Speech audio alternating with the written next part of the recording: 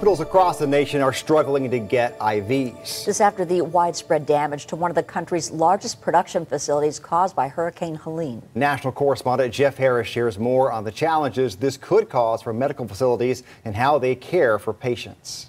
What we know right now is that within the last 24 hours, federal health officials have approved the import of certain IV fluids from overseas. So some help is on the way right now. But in the meantime, I'm told U.S. hospitals are starting to ration supplies. Joshua Denson, an intensive care physician at East Jefferson General Hospital with Tulane University, tells us he's experiencing this IV fluid shortage firsthand. It's being felt definitely throughout the hospital, and it definitely is on the back of everybody's minds. Denson says his department has to use IVs, but in other departments, it's being communicated to try and ration resources. When there's a 50-50 call, if you need to use some IV fluids, to maybe not use those in certain circumstances. Arjun Venkatesh, a professor of emergency medicine at Yale, tells us this shortage is a lot more widespread than many think. It's affecting saline and fluids for dialysis and nutrition.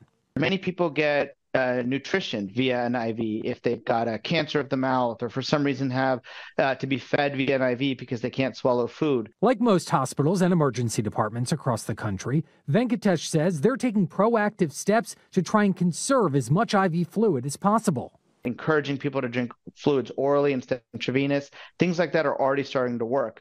Is it going to be enough to weather the whole storm? I think that remains to be seen. A question Denson also once answered, but for the time being, outside of the ICU, they're doing everything they can to get by. We don't have much luxury to withhold certain things and wait and see. But other places in the hospital, we do, and we're doing that. Now, after a brief pause, Baxter did resume distribution of supplies, but with a significant restriction on the amount that can be ordered. Right now, they're at about 60% of typical order volume. I'm Jeff Harris reporting from Washington.